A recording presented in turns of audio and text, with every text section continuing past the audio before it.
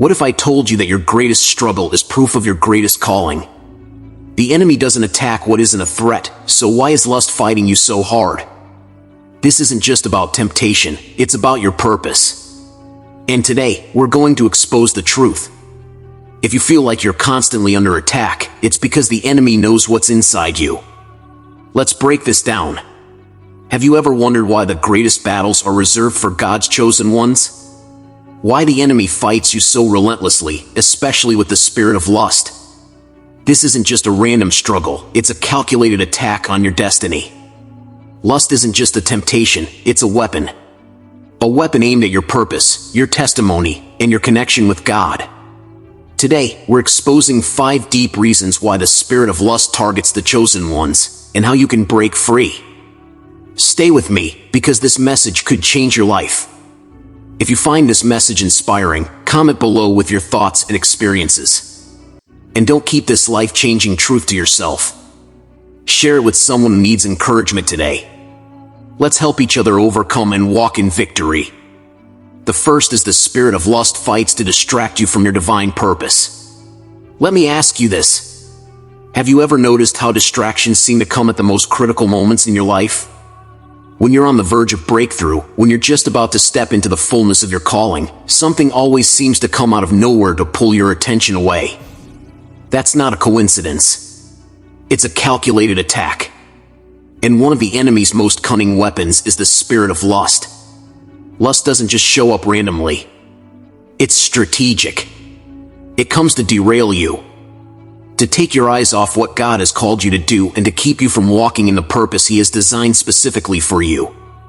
The enemy knows that if he can distract you, he can delay you. And if he can delay you long enough, he can discourage you to the point of giving up entirely. Think about Samson.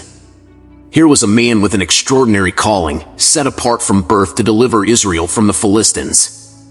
But what happened? The spirit of lust entered the scene in the form of Delilah. And what did she do? She distracted him. She made him so consumed with her that he lost sight of his mission. In the end, his strength was taken, his purpose delayed, and his life was cut short. Samson's downfall wasn't because he lacked power. It was because he allowed himself to be distracted. Now, let's bring it closer to home. Imagine you're a young man or woman passionate about your work in ministry. Or maybe you're climbing the ladder in your career with a clear sense of purpose. You've been praying, fasting, and seeking God's direction. And suddenly someone or something appears in your life. Maybe it's that coworker who seems a little too friendly. Maybe it's that private browser tab you think no one knows about. Maybe it's the TV show or social media account that constantly pushes images and ideas that plant seeds of lust in your heart. At first it seems harmless. It's just a little flirtation. You tell yourself it's just one video. It's just a passing thought. But before you know it, you're consumed. Your prayer life begins to suffer. Your focus on God's word weakens. The clarity you once had about your purpose becomes foggy. You start missing divine opportunities because your mind and spirit are tied up in a battle you never prepared for. Lust doesn't just want to entertain you. It wants to enslave you. It wants to dominate your thoughts so completely that you can no longer hear God's voice.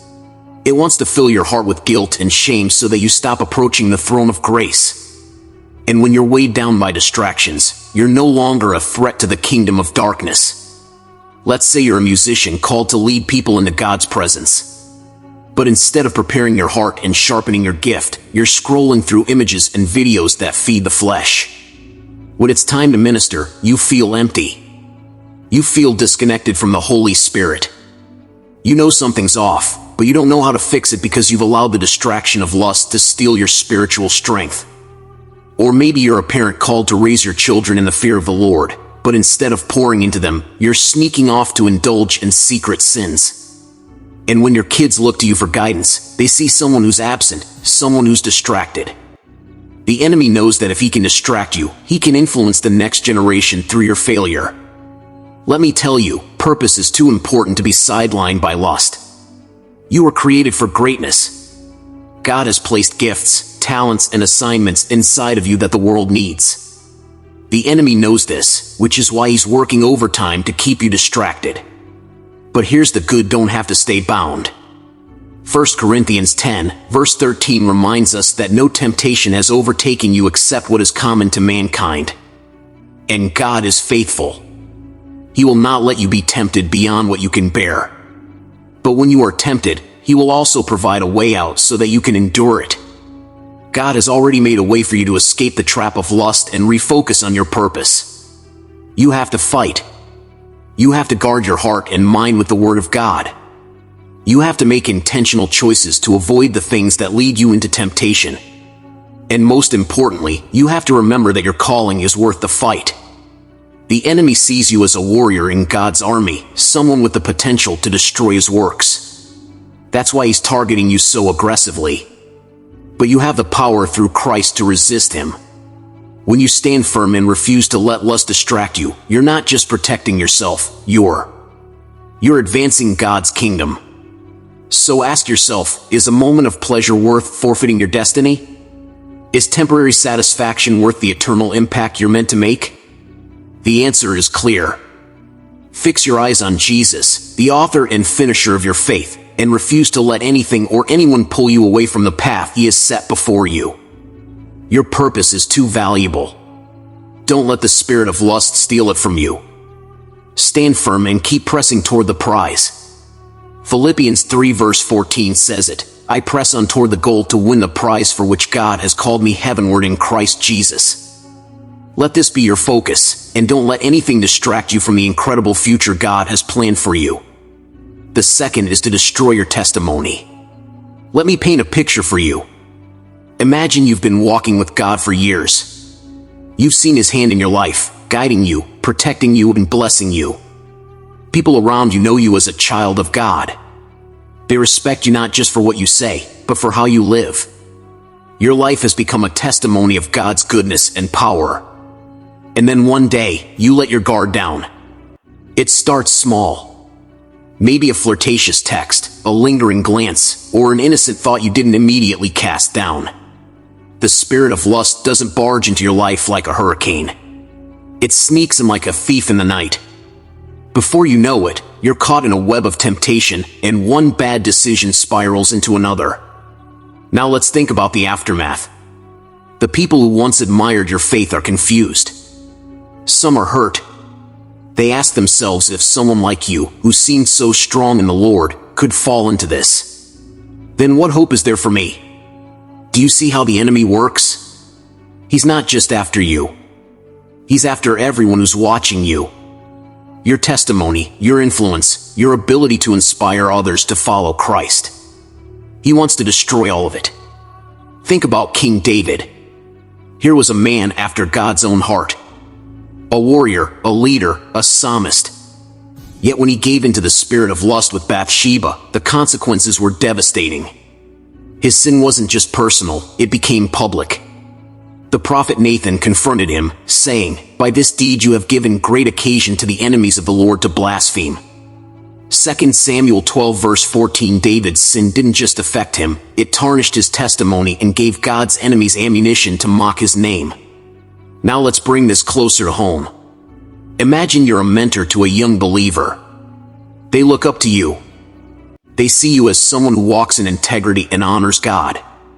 But when you fall into lust, it shakes their faith. They start to question everything you've taught them. They wonder if living a holy life is even possible. The ripple effect of your actions goes far beyond what you can see. Or consider this. You're a parent, and your children watch everything you do.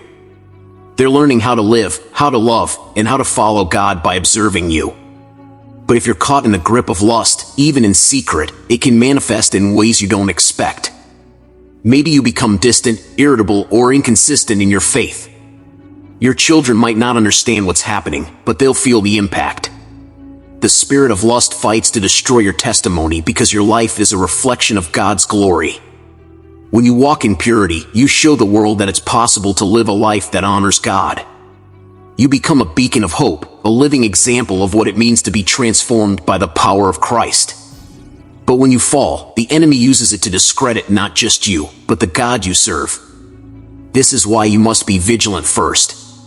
Peter 5:8 warns us to be sober-minded. Be watchful. Your adversary, the devil, prowls around like a roaring lion seeking someone to devour. The spirit of lust is one of his most subtle and destructive weapons. It doesn't just aim to trip you up, it aims to dismantle everything you've built in your walk with God. But here's the good: don't have to fall. You don't have to let the spirit of lust win. God has given you the tools to fight back. 1 Corinthians 10, verse 13 promises no temptation has overtaken you except what is common to mankind. And God is faithful. He will not let you be tempted beyond what you can bear. But when you are tempted, He will also provide a way out so that you can endure it. So guard your heart. Be intentional about what you allow into your mind and spirit. Surround yourself with godly counsel and accountability. And when temptation comes, and it will, remember who you are in Christ. You are a chosen vessel set apart for His glory. Don't let the spirit of lust rob you of your testimony. Your testimony is powerful. It's not just your story. It's a tool God uses to draw others to Him. Protect it fiercely, because the enemy knows how much it matters. And when you stand firm, you're not just protecting yourself. You're showing others that with God, victory is possible. The third is to create a barrier between you and God. The spirit of lust is not just about fleeting pleasure or momentary lapses. It's a calculated weapon designed to wedge itself between you and your Creator. Its ultimate goal is to create a spiritual chasm so wide that you feel distant, disconnected, and unworthy to approach the throne of grace. Think about it. Have you ever noticed how, after falling into temptation, you suddenly find it harder to pray? How the Bible feels heavier to pick up? Or how worship songs that once stirred your soul now seem like noise? That's not a coincidence. It's a strategy. The enemy uses the spirit of lust to rob you of the intimacy you have with God, replacing it with guilt, shame, and silence. You've just fallen into temptation, and immediately that voice of condemnation whispers in your ear. How dare you pray now? Do you think God wants to hear from someone like you? You're filthy. You feel it, don't you? That crushing weight of guilt that makes you want to hide. Just like Adam and Eve did in the Garden of Eden after they sinned. Genesis 3 verse 8 says they hid from the Lord God among the trees of the garden. Why? Because sin makes you feel exposed, ashamed, and unworthy of God's presence. And that's exactly where the enemy wants you hiding. Because as long as you're hiding, you're not healing. As long as you're silent, you're not confessing. And as long as you're distant, you're not drawing from the strength and love of God that you so desperately need to overcome. When the spirit of lust has its grip on you, it can make you feel like God is a million miles away. You might even start questioning if He still loves you or if you've gone too far to be forgiven. This is the lie the enemy wants you to believe, that your sin has permanently disqualified you from God's grace. But let me remind you of something powerful. Isaiah 59 verse 2 says, "Your iniquities have separated you from your God. Your sins have hidden His face from you." It's not that God has moved away. It's that sin blinds you to His presence. The barrier isn't permanent, but it's real. And the longer you stay in that sin, the thicker that wall becomes. Imagine you have a best friend, someone you talk to every day. Someone you share your deepest secrets with. Now imagine you did something to hurt that friend deeply. You betrayed their trust. What happens next? The phone call. Stop. You avoid them. When you see them in public, you feel too ashamed to even text. I'm sorry. That once closed relationship now feels cold and distant. That's what happens with God when a spirit of lust takes hold of your life. Except in this case, God hasn't moved an inch. You're the one who's pulling away. The spirit of lust thrives on deception. It promises satisfaction, but delivers emptiness. It whispers just one more time, but leaves you feeling more hollow than before. And then it points at you and says, "Look at what you've done." God doesn't want you anymore. But here's the truth the enemy doesn't want you to know. Romans 8 verses 38 and 39 declares that nothing, absolutely nothing, can separate you from the love of God that is in Christ Jesus. Not even lust. The only thing that keeps you bound is your unwillingness to return to Him in repentance. So how do you tear down this barrier? You run to God, not away from Him. You confess your sins, knowing that 1 John 1 verse 9 promises, if we confess our sins, He is faithful and just and will forgive us our sins and purify us from all unrighteousness. Imagine this. You're standing at the edge of a river, and on the other side is God, arms open wide. The river is the barrier of sin, and it feels impossible to cross. But here's the beauty of grace. Jesus built the bridge. The cross is your way back to intimacy with God. All you have to do is take the first step. Don't let the spirit of lust keep you bound any longer. Don't let it rob you of the closeness you once had with God. If you're feeling distant today, it's not too late. Get on your knees. Cry out to Him. Confess your struggles. Let His love wash over you and break down that wall. Remember, the spirit of lust may try to create a barrier, but it can never build a wall strong enough to withstand the power of God's grace. Jeremiah 31, verse 3 reminds us, I have loved you. With an everlasting love I have drawn. Thanks for watching.